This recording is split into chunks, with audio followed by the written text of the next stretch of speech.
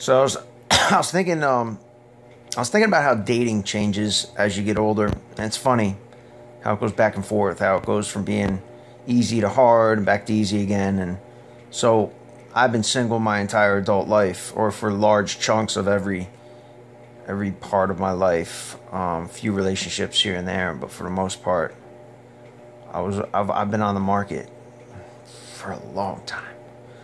And, in the very, very beginning, it's adorable, it's all about the puppy love, and it's just about, like, what a girl has, and you're just so blown away by, like, all her hopes and dreams, and look at what she has, like, oh, that girl's got tits, like, the first girl, the girls who developed early, they were the fucking hot ones, their sexuality came out, like, look what she has, and that, like, lasts, like, deep into your 20s, and, it's all about, if you go on a date in your 20s, first things you notice, like, oh man, she's got a great ass. Like, wow, she's really smart. This date's got potential. And then in your 30s, completely changes. You start to panic, and it just becomes more like, what doesn't she have? So you go on a date in your 30s and you're like, oh, she doesn't have any kids. Ooh, she doesn't appear to have any drug addictions. I think she might even be STD free. Wow, this date's got some potential. And then, if you're still single into your 40s and 50s, I think it gets easy again, because at that point, you're just looking for what the girl has. Like, does she have all her limbs, pulse, self-lubricating vagina? Because those things don't lubricate throughout the course. Like, eventually they just dry up. So if you can find one that's still... And then, if you're, like, deep into your 40s, I think dating is just... becomes... A man was found along the banks of the Delaware River today in Camden. Foul play, not suspected. It is believed he jumped off the Walt Whitman Bridge. Yeah.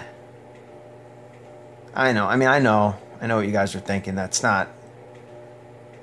There's no way you'd be found in Camden. The current would definitely take you downriver, like maybe West Deptford. But those are just details. I'm not really concerned with that. But, the poor... It's a cautionary tale. The moral to the story is, like I've always said, settle. You gotta know, like the song says, like, you gotta know when to fold them, or you gotta know when to walk out of the casino. Like, all right, sure, we all went there thinking we were gonna hit the jackpot. That's fine, but at some point you need to adjust your goals. And if you're up a few hundred, it might be time to cash in your chips. You gotta leave at a high point, and you need to know when that specific high point is for you, because it changes. Not everybody's gonna win. At some point it becomes, I don't want to lose. Badly. Terribly. I would love to break even. Because it's a funny thing, like, nobody wants to break even, right? And that's so fun. Like, the girls, when they're in there, they're so young, and they're just all so full of life, and they just think they're going to marry their perfect man, and like, love is too good, just, like, love is too special, don't settle. You have to settle for so many things in life. Love shouldn't be one of them. Put your fucking memes up on Instagram. Give me a break. Yeah, talk to me when you're fucking 36 and your biological clock is ticking like a fucking time bomb. You got those hormones raging and you just fucking... Oh, God. Nothing worse. Go to a bar, find a single 39-year-old just fucking drinking and smoking. Just, fuck me. Will somebody fuck me? Oh, and they're disgusting. They fucking stink of smoke, and they're throwing themselves at you. It's good in a sense. Like, you can negotiate. You can just be like, listen, no kissing. I'll finger you, you blow me. I'm wearing gloves. Things like that. Like, you can negotiate. But nobody wants that. Nobody. If you hang out too long, I'm just saying, it just devolves, the whole dating scene, everything about it just devolves into a perverse game of musical chairs.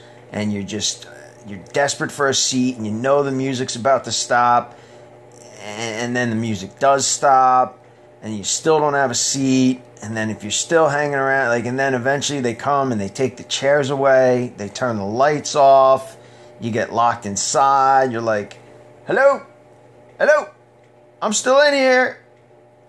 Anybody still playing? Anyone? I'll play a game, hello. It's bad, man, bad.